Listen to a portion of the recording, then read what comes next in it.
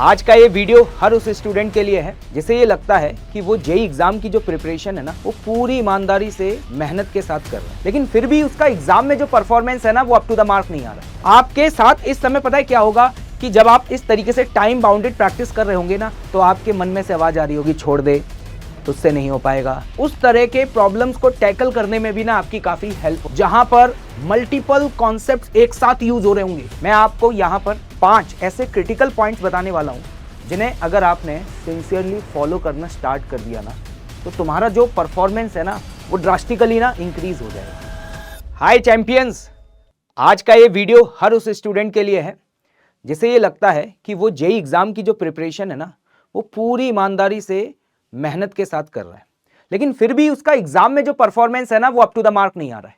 वो जितना डिजर्व करता है ना उतने मार्क्स उसके नहीं आ रहे हैं। मैं आपको यहां पर 5 ऐसे क्रिटिकल पॉइंट्स बताने वाला हूं जिन्हें अगर आपने सिंसियरली फॉलो करना स्टार्ट कर दिया ना तो तुम्हारा जो परफॉर्मेंस है ना वो ड्रास्टिकली ना इंक्रीज हो जाएगा। और ये मैं कोई तुम्हारे ऊपर एक्सपेरिमेंट नहीं कर रहा हूं, ये सारे वेल टेस्टेड पॉइंट हैं जिनको फॉलो करके कई सारे स्टूडेंट्स टॉप रैंक तक पहुंच चुके हैं। एक एक पॉइंट को ध्यान से सुनिएगा। सबसे पहला पॉइंट है रिकॉल द क्लास नोट्स। भाई आप सभी लोग लेक्चर के दौरान क्लास नोट्स बनाते हैं और उसे रिवाइज करते हैं, तो सबसे पहले तो ये कमिटमेंट करिए कि जो भी लेक्चर हुआ है ना उसके क्लास नोट्स को विद इन 24 आवर्स मुझे रिवाइज करना है। ऐसा नहीं होना चाहिए कि भैया क्लास आज हो गई और उसके जो लेक्चर नोट्स हैं वो 2 दिन बाद या 3 दिन बाद रिवाइज हो रहे हैं। ठीक है। दूसरा रिकॉल। रिकॉल का मतलब क्या है, पहले ये बात बताता हूं आपको। जब आप क्लास नोट्स को पढ़ते हैं तो मान लीजिए आपने क्लास नोट्स में पहला स्टेटमेंट पढ़ा, तो पहले स्टेटमेंट को पढ़ने के बाद आपको थोड़ा सा समय देना है और याद करना है अपनी फ्लैशबैक मेमोरी में कि इस स्टेटमेंट के बाद सर ने क्लास में ऐसे कौन कौन से इंपॉर्टेंट पॉइंट्स या कोई स्टोरी बताई थी क्या। हाँ ऑफ कोर्स थोड़ा सा दिमाग पे स्ट्रेस पड़ेगा, है ना, लेकिन जब आप थोड़ा सा वक्त देंगे तो कुछ ना कुछ कहानियां आपको याद आएंगी जो कि उस डेफिनेशन को कनेक्ट कर रही होंगी, और उन पर्टिकुलर पॉइंट्स को आप अपने नोट्स में जरूर ऐड ऑन करिए। ऐसा मैं क्यों बोल रहा हूं, क्योंकि देखिए जब एक टीचर क्लास में पढ़ा रहा होता है ना तो वो लगातार 1.5 घंटा या 2 घंटे तक आपको कंटेंट डिलीवर करता है, और आप सभी को पता है कि बोलने की स्पीड और लिखने की स्पीड में फर्क होता है। टीचर आपको जितना कंटेंट प्रोवाइड करता है ना, लगभग मेरा ये अनुमान है उसका 25 से 30% चीजें ही वो लिख पाता है। हर चीज बोर्ड पर लिखी नहीं जा सकती, लेकिन जब आप घर जाकर के क्लास नोट्स को पढ़ रहे हैं और जब आप रिकॉल कर रहे होंगे तो ऐसे सारे इंपॉर्टेंट पॉइंट्स आपको याद आते जाएंगे और आप उनको नोट्स में जरूर ऐड करिए। इससे क्या होगा दोस्तों, जो आपके साथ एक प्रॉब्लम रहती है ना, शॉर्ट टर्म मेमोरी लॉस, कि कोई भी चीज जो आप पढ़ते हैं हर एक हफ्ते बाद भूल जाते हैं, इस बीमारी से आपको थोड़ा छुटकारा मिलेगा।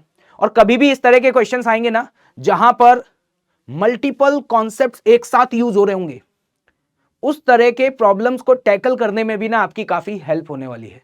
हाँ ये मैं बता देता हूं कि इस तरीके से जब आप क्लास नोट्स को पढ़ोगे ना तो भाई समय ज्यादा लगेगा। अगर अभी आपको लगभग 45 से 50 मिनट लग रहे हैं ना तो आप ये मान लो कि फिर उसके बाद इसमें आपको 30 मिनट और ऐड करने पड़ेंगे।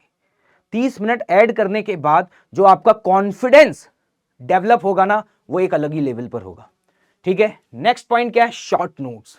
ये सुना बहुत है, लेकिन मैंने ये देखा है कि कई सारे स्टूडेंट्स को इन शॉर्ट नोट्स का पर्पस ही नहीं पता होता, या इवन उन्हें ये नहीं पता होता कि शॉर्ट नोट्स किस तरीके से बनाने होते हैं, कब बनाने चाहिए।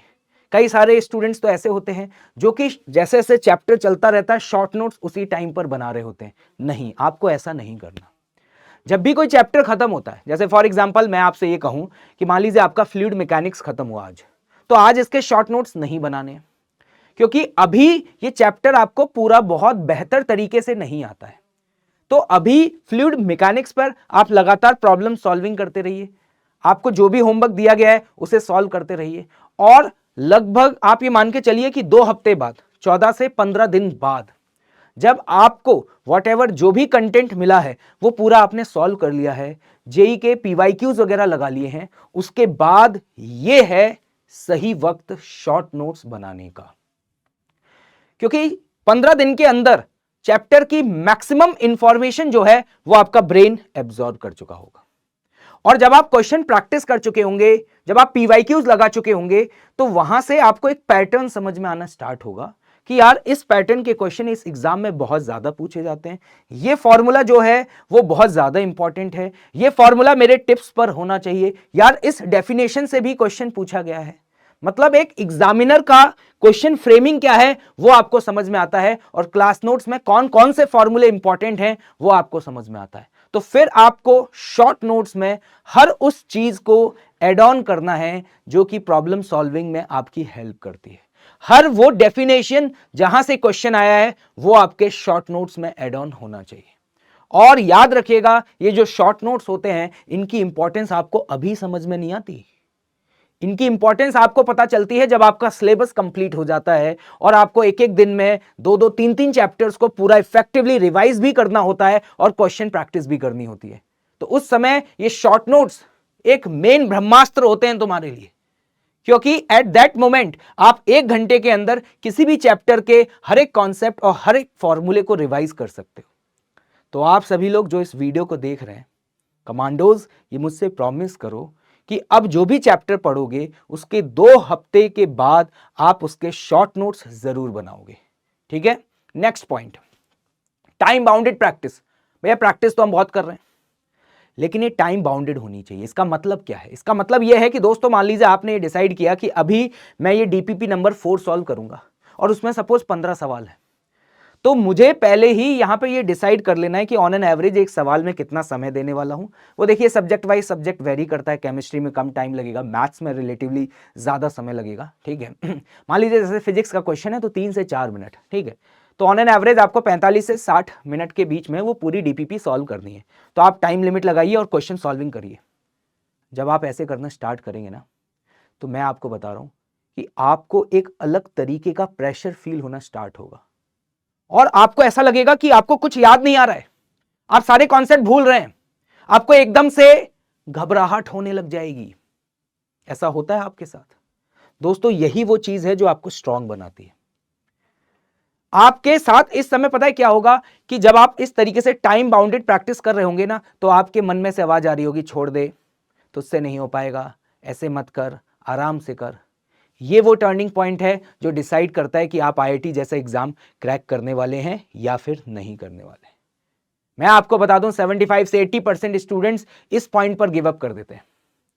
लेकिन अगर आप इस तरीके से टाइम बाउंडेड प्रैक्टिस करेंगे ना, तो उसका फायदा आपको एग्जामिनेशन हॉल में मिलता है, जहां पर आपके सामने टाइम साइड में चल रहा होता है और जैसे जैसे टाइम कम होता जाता है दोस्तों, वैसे वैसे प्रेशर बढ़ता जाता है। अब आप सोचिए अगर रेगुलर हर दिन आप इसी तरीके से प्रैक्टिस करते हैं तो एग्जामिनेशन हॉल में कोई आपके लिए नया एक्सपीरियंस नहीं होगा।